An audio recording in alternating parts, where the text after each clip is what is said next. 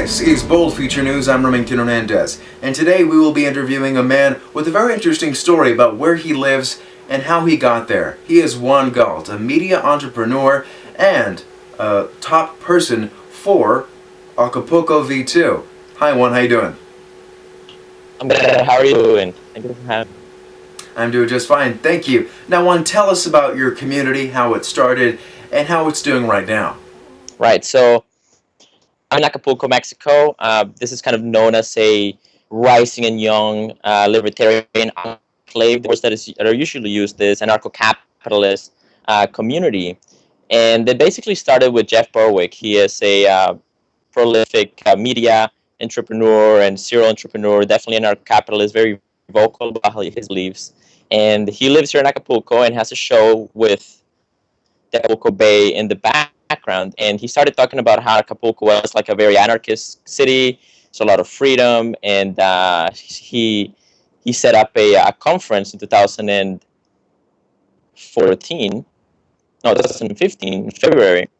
So a lot of people came here, started looking at it, and Jeff started talking about, hey, why don't people move here? And effectively, after the conference, a lot of us stayed. There's a good 20 people here right now, and there's more people coming every month. We just got another 5 two on November, and like maybe 3 coming in December. And there's a lot of people moving here. And so we have a lot of liberty-minded, entrepreneurial, sort of cyberpunk type of people here with successful backgrounds and very peaceful-oriented, very voluntarist-oriented. And so we have a community. We meet up bi-weekly, and that's really how it started. It started with Jeff's show and him putting out the call and the invitation. And, so that would be the origin. We're certainly grateful for Jeff for that kind of initiative. Now you've said this is relatively new, started earlier this year in February. Now tell us, how much has it changed since those early days?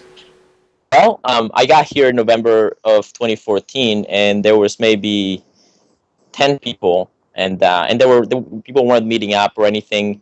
I just kind of knew people off Facebook. There's a Facebook group or two where everybody kind of hangs out and talks and meets, and since then, like, one of the key things that happened was one of the members started a meetup for like entrepreneurial networking business stuff, and it became the kind of an anarcho-capitalist Acapulco meetup. And since then, it's been every week we meet once or twice and hang out and break bread and talk and get to know each other. And the relationships really have kind of formed off of that.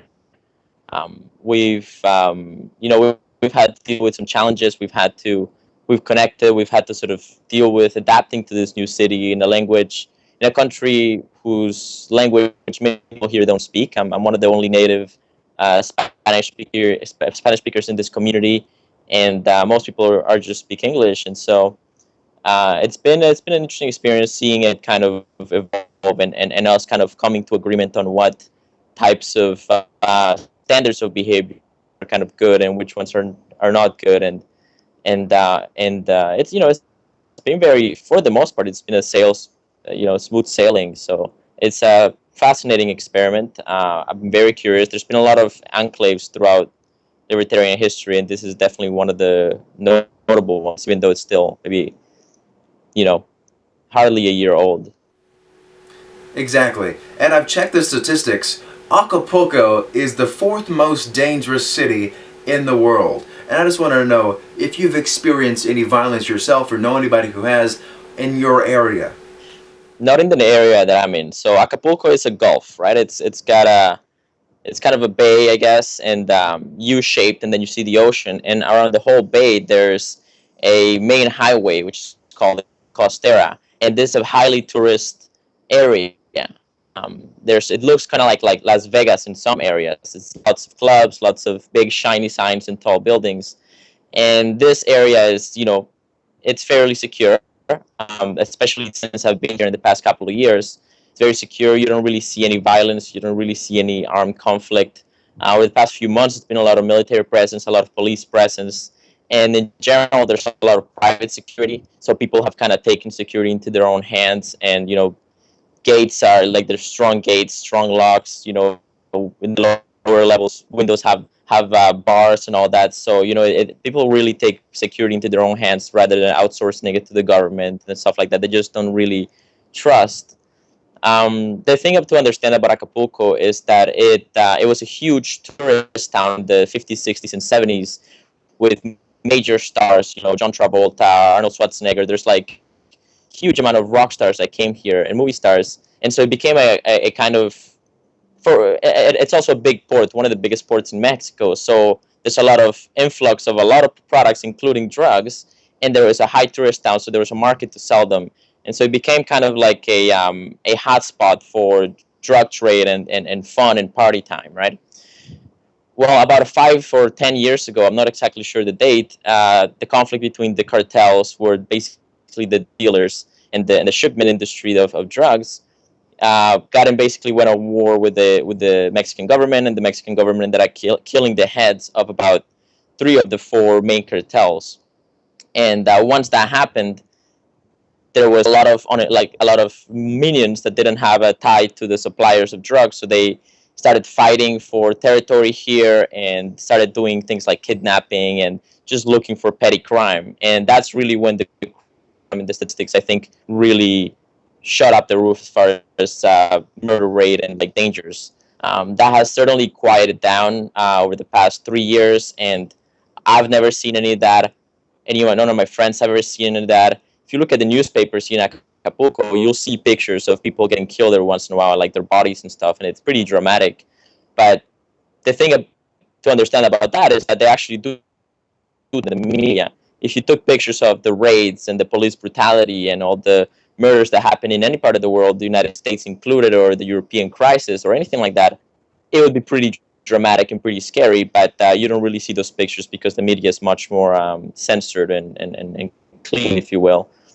So, I mean, is it the most peaceful place in the world? No.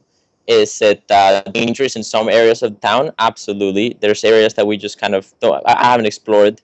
But for the most part, everything that you need as a tourist, from my experience and the experience of my friends, and I'm asking a lot of people and doing a lot of research about this, it's been safe. You just got to sort of know basically what are the areas that are safe and not do stupid things like get drunk in an ugly part of town at night and showing your bling and showing your wealth, because you're going to get in trouble. And that's something that pretty much goes for any city. I get what you're saying. In big cities anywhere, there's certain areas where there's a lot of crime, a lot of danger. So it's not just Acapulco, but in some areas it is dangerous. I understand what you're saying. But I want to learn about the business climate there, because you said you are part of a libertarian enclave and that Acapulco is one of an anarcho-capitalist type of area. Tell me about the state of the free market there, how easy it is to start a business, those kind of things. Talk about that. Well, I have to say that I personally have not engaged in any business here in Acapulco that is big enough to be noticeable. But I know people that have, right? So Jeff Berwick has, has done big real estate deals here. He has a media company here. He's got a few sort of businesses that he operates, and I'm not sure how successful all of them are. There's certainly some that there's been some controversies and stuff like that, but I don't think that's really local to Mexico. I know that you can get a Mexican corporation owned by non-locals, non-citizens of Mexico, and under that corporation you can start a business and you can do your thing, and it's like $500. So as far as having a kind of legal shield as a company, it seems like it's fairly open. I know that there's kind of like a tension towards journalism in Mexico. They don't particularly have the constitution that America has as far as journalism. So there's sort of I don't feel particularly comfortable doing journalism about the political climate here in Mexico. Now I want to talk about your relationship with Jeff Berwick. He himself is a media entrepreneur and entrepreneur in a lot of areas. How instrumental was he in getting you there, bringing people in? And is he instrumental, or is he still in the community that you're a part of right now? How big is he in your area?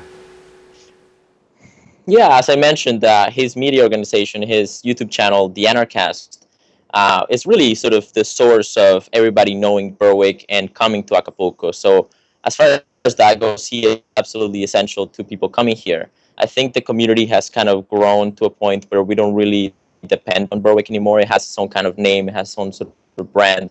And I'm working on a documentary that will sort of tell the story of the people that are living here in the community, and sort of show that it's more than just Berwick's project. It's a community that is independent of Berwick.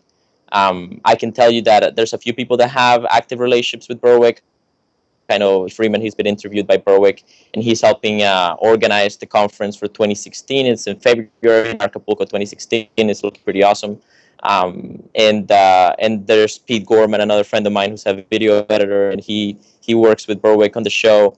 But short of that, I don't really know anybody else that has active relationships with him. He comes to the meetups every once in a while, and we hang out, we have a drink, we talk about things, and then I don't personally have a very active relationship with him. He helped me promote. He volunteered to promote the documentary that I'm working on, so I'm grateful for that. And I mean, I specifically made documentary so that it was anybody could donate, and it was basically anonymous unless you wanted to reveal yourself. And I got donations from a bunch of different places, and so I'm not really financially tied to him in any way.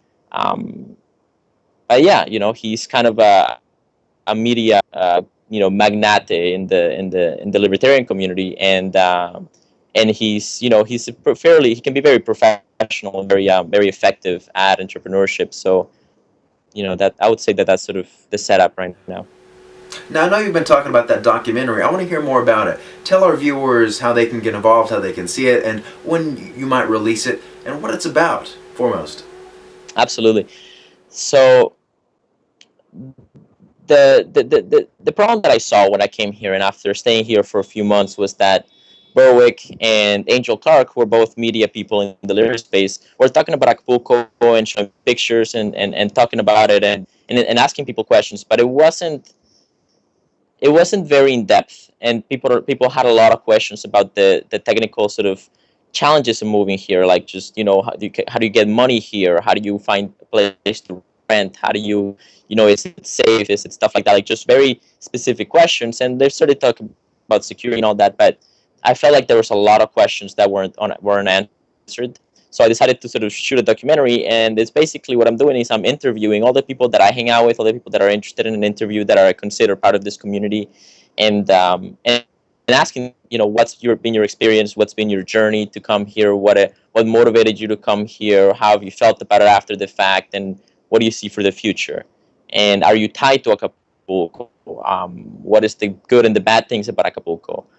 Just getting a real sort of objective as I can, a view of Acapulco, and for libertarians, voluntarists, and anarcho-capitalists. So I would say that kind of gives you a sort of view of the documentary, and we're good. We're probably over 75% of the footage done now. We'll be editing and finishing it up during December, and at the latest that I expect the documentary to be published is the end of January. If you want to get in contact with us, you can send us an email at ancapdoc, that's ANCAPDOC @gmail.com. Or you can go to our YouTube channel, which is youtube.disrupttech.info. That's youtube.disrupttech.info. And those have Anarcho-Capitalist life in Acapulco. You should find me on Google and should find the project and specific details about the project.